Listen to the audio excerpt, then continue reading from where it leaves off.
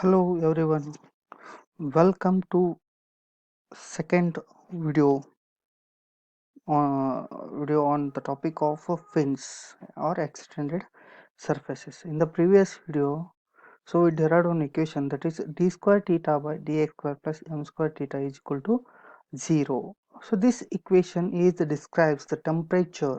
So this equation is describe the temperature as a fraction of x, that is the length of the fin. So how the temperature is distributed? Temperature is distributed along the length of x. So this, and also we solve the solution for this equation is theta is equal to, if you solve these equations you will get that theta is equal to Tx minus T infinity is equal to C1 e raised to minus mx plus C2 e raised to mx. So this is taken as equation number 6. So where in this equation C1 and C2 are the arbitrary constant. So the value of these arbitrary constant can be calculated by using the boundary conditions.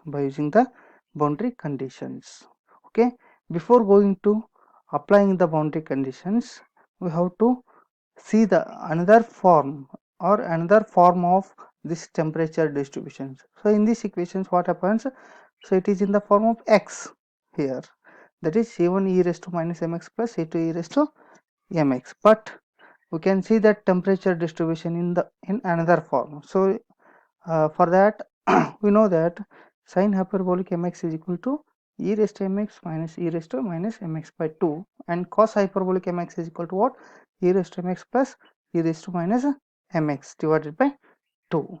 So if you subtract this from this cos hyperbolic mx minus sin hyperbolic mx, so keep it as it is here. So simply if you simplify this, you will get that cos hyperbolic mx minus sin hyperbolic mx is equal to e raised to minus mx. If you simplify this, you can get that e raised to minus mx. That means what happens here, in the place of this e raised to minus mx, we can substitute here this value. Then only we can get that theta in terms of what, hyperbolic form. So how it is, see here from these equations, just I can do what I can do, theta is equal to C1 is as it is, e raised to mx is nothing but what, cos hyperbolic mx minus sin hyperbolic mx plus C2 cos hyperbolic mx plus sin hyperbolic mx. In place of e raised to mx I can substitute these values. Okay, now theta is equal to cos hyperbolic mx, so I can get this term common. So what we have to write, C1 plus C2 plus, so I can take this term in the next term, sin hyperbolic mx into C1 minus C2. So here I can write that theta is equal to a cos hyperbolic mx plus b sin hyperbolic mx. So a is equal to what here, C1 plus C2, and b is equal to what, C1 minus C2, and these two a and b are the constant. So this is another form of solution for these equations here. So these equations, in these equations, okay. So now we are going to apply the boundary conditions here, boundary conditions. So there are totally 5 types of boundary conditions we need to apply for this type of fin. Which type of fin it is? It is a uniformly cross-sectional rectangular fin. See, you can see this here, uniformly cross-sectional rectangular fin. So this, for this we are going to apply the boundary conditions. So this is a unidirectional, one dimensional. Okay, already we assume that the temperature heat is flowing in only x direction. Then if there is a one dimensional problem, then what are the boundary conditions here? There must be two boundary conditions. For one dimensional, we should know that two boundary conditions. See here. Okay, so there are 5 types of boundary conditions we have to apply to that fin. So that in that first one is, fin is sufficiently long, that is x equal to infinity, or we can say that temperature distribution equation and equation of heat transfer through a fin of infinite length. This term is very important. Infinite length, that is the length of the fin is long, that is infinity length. Length of the fin is infinity length. So this is first kind of boundary conditions. So how to apply this boundary condition? Applying the boundary condition in general solutions equations. So here, see here, this is a base.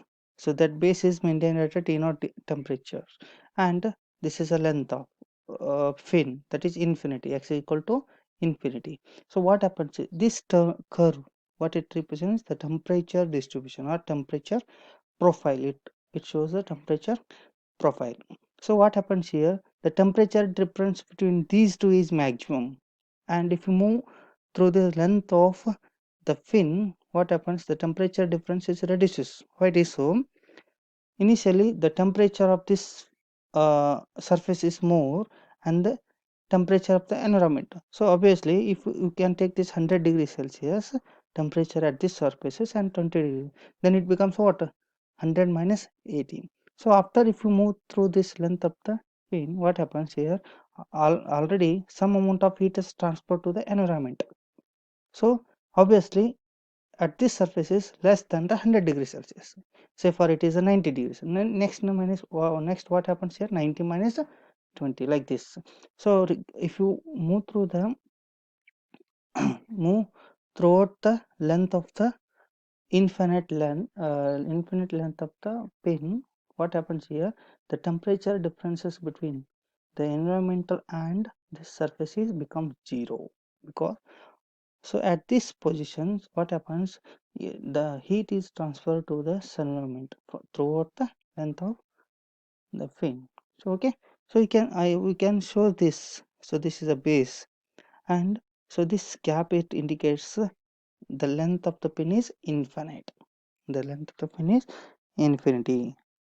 Okay, so now x equal to 0 and x equal to infinity here. So how to apply the boundary conditions? This is our basic solution equation. We can say it is a theta is equal to theta x is equal to tx minus t infinity is equal to, this is nothing but theta, c1 e raised to minus x plus c2 e raised to mx. It is taken as equation number 1. So apply the boundary conditions.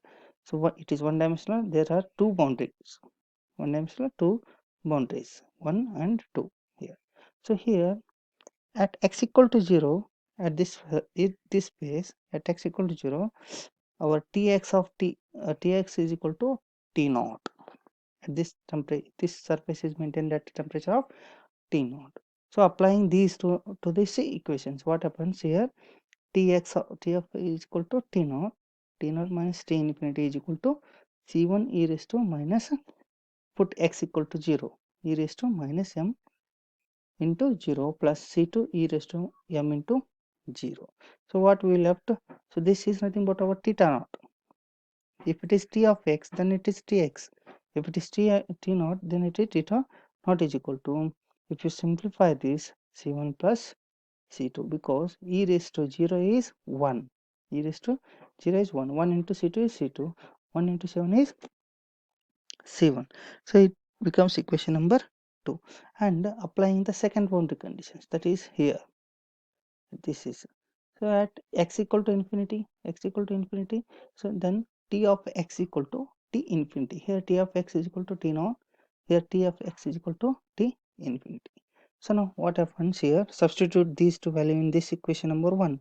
So we can get t infinity minus t infinity is equal to c1 e raised to minus m infinity plus c2 e raised to m infinity. Okay, so this is 0, and we can write this 1 by e raised to infinity. We can write this 1 by e raised to m into infinity. So e raised to infinity is infinity. 1 by infinity is 0. 1 by infinity is 0. Then this term becomes 0. So what happens here? C2 is equal to 0. This C2 e raised to m into it is equal to 0. If you taken that e raised to m infinity by 2, 0 by anything is 0, then C2 is equal to 0. From this we can get that C2 is equal to 0. Equation number 3. Now if you substitute this C2 is equal to 0 here in this equation, we can get that C1 is equal to T naught. C1 is equal to T naught. Okay, so we can get the, now we will get the both the value C1 and C2, and if you substitute that C1 and C2 in these equations, which equations? So in these equations we can get that theta is equal to T naught e raised to minus mx plus 0, because C2 is 0, C2 into 0 into e raised to mx, and theta is equal to theta naught e raised to minus mx, theta naught e raised to, so we can take the theta by theta naught.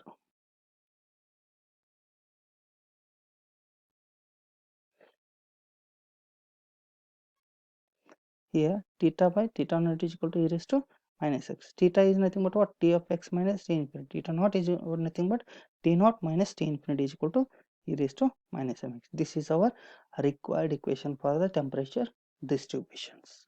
This is a required equation for temperature distributions when fin is having the infinite length. Fin is having infinite length. Similarly, we have to find out the rate of heat flow. So what is the rate of heat flow through that infinity length of fin? So here we know that conduction takes place toward that fin. So first at x equal to 0, what happens? Q is equal to minus K dt by dx. Mode of heat transfer takes place. That's why we can write that x equal to 0, Q is equal to what? K dt by dx. And now theta is equal to theta naught. Theta is equal to theta naught into e raised to minus mx. Differentiating this term with respect to x, what we will get? D theta by dx is equal to t naught minus m into e raised to minus mx plus 0 at x equal to 0. We can get this term.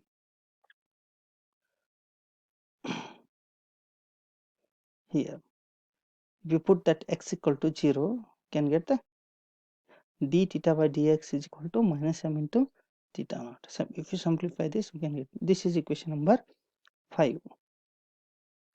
From equation number from equation number 4 and 5, we can get q is equal to Ka dt by dx, or q is equal to K dt by dx is nothing but m minus m into here. Dt by dx is equal to minus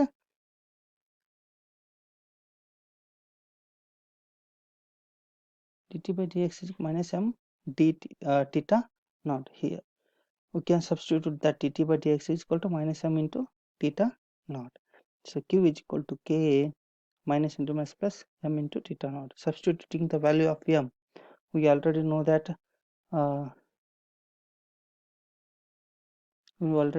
m is equal to what? Root of hp by k. Root of hp by k. If you substitute this value in this equation, so we can get that this k and this k get cancelled, and hp, if you take this in outside, then it becomes what? K square a square.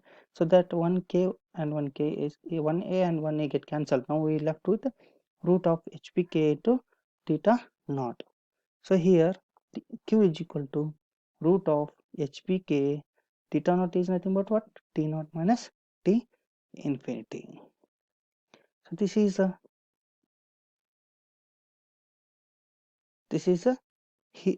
heat flow. Heat flow through the fin.